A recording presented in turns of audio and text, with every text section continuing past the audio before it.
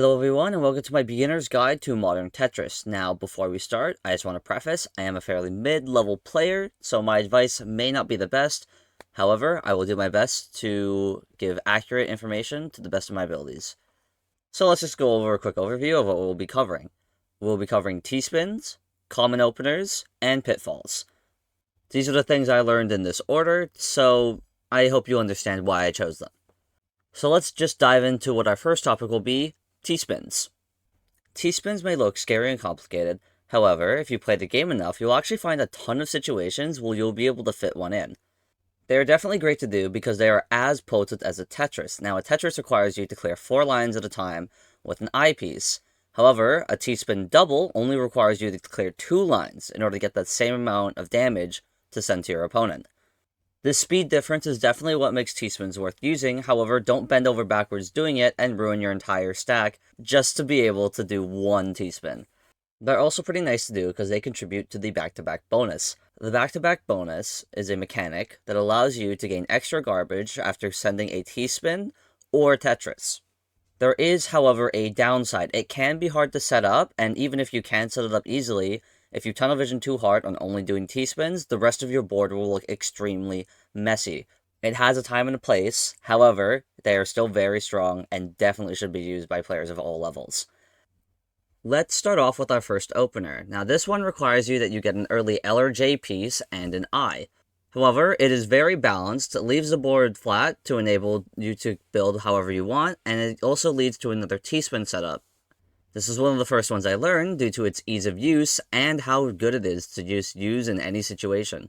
Definitely pick this one if you have no idea what to build and you have the pieces for it. Next, we have a perfect clear opener. Now, the perfect clear opener does not guarantee a perfect clear. However, there is a much higher chance that you will get one if you build like this. Perfect clears are very potent burst damage and can very easily win you the game if your opponent is not prepared for it. The reason I enjoy using this perfect clear opener so much is because even if you do not get the perfect clear, there are still a few great follow-ups you can do afterwards to recover from it.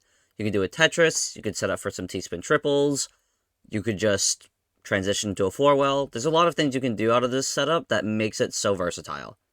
And lastly, we have my personal favorite opener, the DT Cannon. This is a T-spin double into a T-spin triple opener, and it is very potent if you are doing it more offensively minded. The downside, however, is that if you misdrop, you're pretty much screwed, and you will have to transition into something else, or just clear it and hope that your opponent does not burst you down. However, if you manage to get the full thing off, you send a T-spin double, a T-spin triple, and then you can transition to a 4-well, which will lead into a lot more damage, and you could probably kill your opponent pretty much from the start of the game, if they're not prepared. So, now that you've gotten a basic overview of what a T-spin and what some common openers are, let's go into what pitfalls you should try to avoid.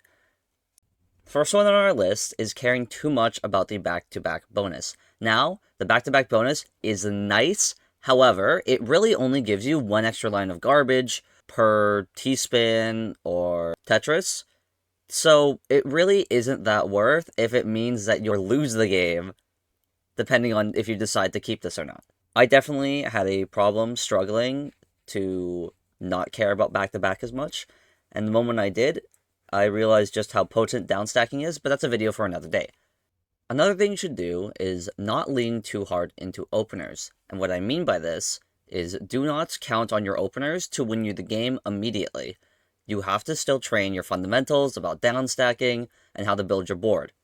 I personally have played with one friend that has only did the same thing over and over again, and the moment I figured out that he was just doing that, I simply just did my best to survive, and immediately after, as soon as it was over, I pretty much won the game instantly.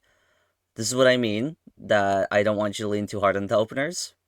Train your fundamentals, increase your speed, just play the game. Do not lean too hard into openers to win you the game instantly. They are very, very nice and offer a great head start, but do not rely on them. And the last piece of advice I have is honestly playing too fast. I used to have this problem where I would keep just placing pieces randomly and not understand what I'm doing just because more actions per minute. means more garbage I'm sending.